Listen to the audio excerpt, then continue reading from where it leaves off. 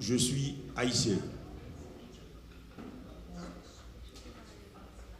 Haïtien à part entière qui aime son pays. Je représente les intellectuels de ce pays. Et nous voudrions que nos amis comprennent la nécessité pour nous, Haïtiens, d'haïtianiser la sécurité de ce pays. Il n'est pas possible de rétablir l'autorité de l'État. Je dis bien l'autorité de l'État. Je ne parle pas du rétablissement de la sécurité. Le rétablissement de la sécurité passe d'abord par une gouvernance nettement améliorée de cette République. Nous, Haïtiens, surtout les intellectuels, savons que nous sommes responsables de la sécurité de ce pays.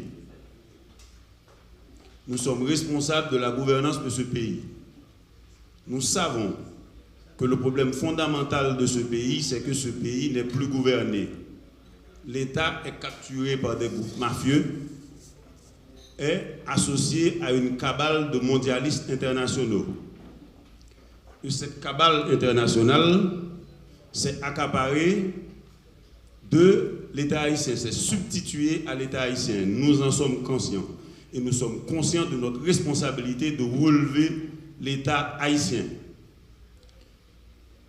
Et nous, puisque les intellectuels ont la responsabilité de réfléchir, de cogiter, de pondérer et de proposer pour la République, nous nous estimons partie prenante dans cette nécessité de reprise de la souveraineté nationale. Nous estimons que ce pays, vieux de 222 ans, en l'an 222e de l'indépendance, selon la doctrine dessalinienne et le précurseur de l'indépendance, le généralissimo, gouverneur de la colonie, de l'ex-colonie de Saint-Domingue, Toussaint Louverture, nous voudrions que le monde sache que la mainmise internationale sur la République d'Haïti termine.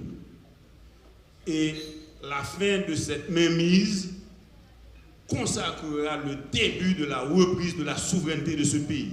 Il ne peut y avoir de gouvernance saine, rationnelle, compétente de ce pays si un ambassadeur étranger se permet d'adresser un WhatsApp à un conseiller présidentiel pour le menacer. C'est une violation grave de la Convention de Vienne sur les relations diplomatiques et de la Convention de Vienne sur les relations consulaires. Nous, intellectuels haïtiens, sommes consternés par le traitement du conseiller président Fritz Alphonse Jean. Personnellement, je dispose de différends avec M. Jean. Cependant, il représente la présidence de cette grande nation. Haïti demeure le pays le plus important du 19e siècle. Et je rappelle à la France que du 17 août 1791 au 18 novembre 1803, la bataille fut consacrée et Haïti vainquit Napoléon Bonaparte. L'esclavage est terminé. La devise initiale de ce pays est liberté ou la mort. Nous, les intellectuels de ce pays, voudrions, voulons expliquer à la communauté internationale que dès cet instant, nous reprenons en main le destin de ce pays. Nous reconnaissons la valeur des forces armées d'Haïti, successeurs de l'armée indigène. Nous reconnaissons qu'Haïti fut la puissance politique et militaire par excellence du 19e siècle, certainement les 3 premières décennies du 19e siècle. C'est pourquoi Simon Bolivar, venant de la Jamaïque, arriva en Haïti en 1815, sollicitant le concours de cette grande république pour libérer la grande Colombie. C'est pourquoi aussi, en 1844, non, d'abord en 1805, le généralissimo Jean-Jacques Dessalines s'investit à la partie espagnole de l'île d'Haïti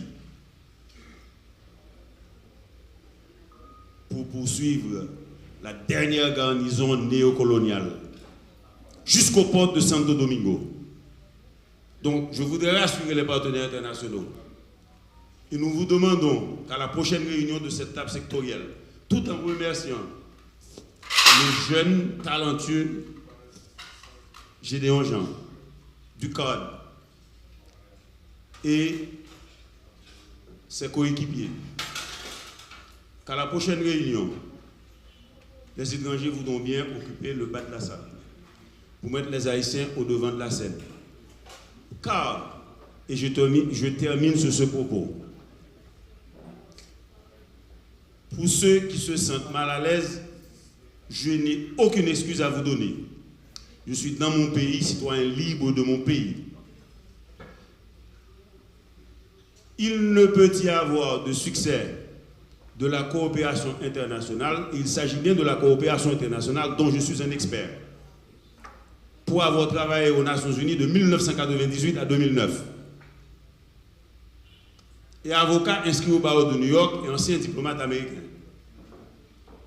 Fils de ce pays, né le 7 avril 1962, qui correspond à la date de l'assassinat de Toussaint Louverture au fort de Joux dans le Jura.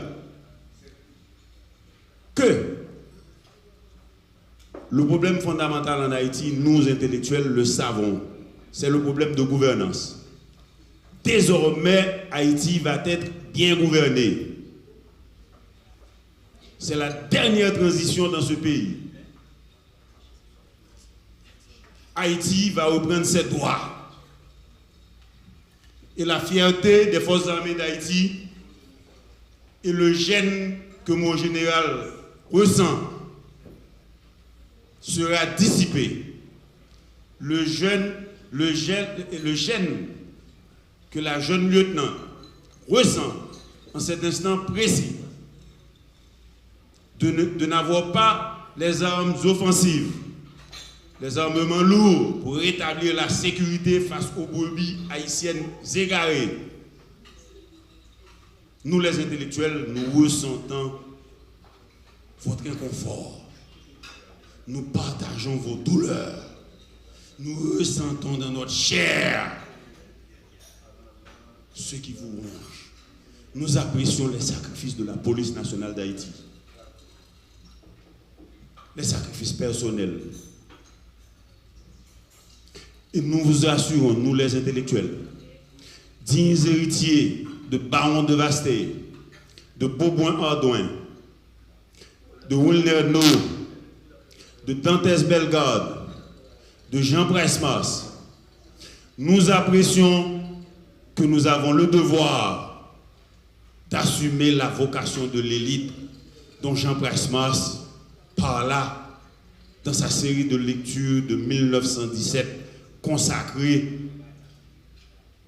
dans son ouvrage éponyme de 1919. Nous apprécions l'analyse du général français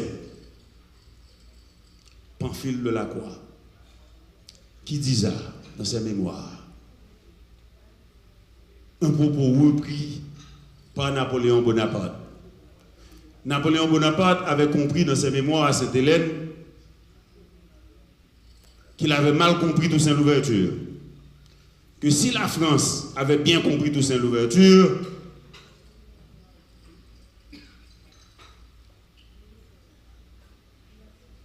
beaucoup de sang qui coulait à Saint-Domingue n'aurait pas coulé. tout autant que les Français acceptèrent que la France, que la République d'Haïti devienne cette République qu'elle est aujourd'hui. De ce fait, vous, étrangers, devez savoir qu'Haïti n'est pas un terrain conquis. Haïti est une république fière. La plus grande nation des Amériques n'est pas les États-Unis d'Amérique, c'est Haïti. Tout simplement, nous avons des vocations différentes. Aucun pays sur la terre ne peut se targuer d'être le garant de la liberté que représente Haïti. Et nous vous demandons, nous intellectuels, de vous écarter un peu. Nous acceptons qu'Haïti n'existe pas en autarcie. Que tous les pays du monde peuvent à un moment donné avoir besoin de solidarité. Et c'est de cela que nous demandons. Et si vous refusez de vous mettre de côté, nous allons assumer notre droit et notre devoir de reprendre notre dignité. Et ce faisant, nous, intellectuels de ce pays, n'avons pas peur d'être abandonnés par la communauté internationale.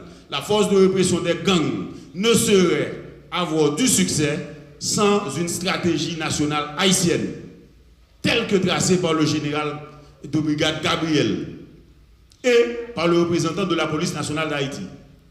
Et je suis fier de vous, les intellectuels sont fiers de vous, que vous avez compris la responsabilité qui est la vôtre. Et très prochainement, cette République vous dotera de ce qu'il vous faut pour que vous rétablissiez l'autorité de l'État. Ce pays n'a pas été attaqué par des étrangers. Les brebis égarés qui sèment le terrorisme sont nos frères, sont nos cousins. La République n'est pas en guerre contre ces brebis égarés, mais la République doit les rappeler à l'ordre. Et cela ne peut pas se faire avec les épées étrangères.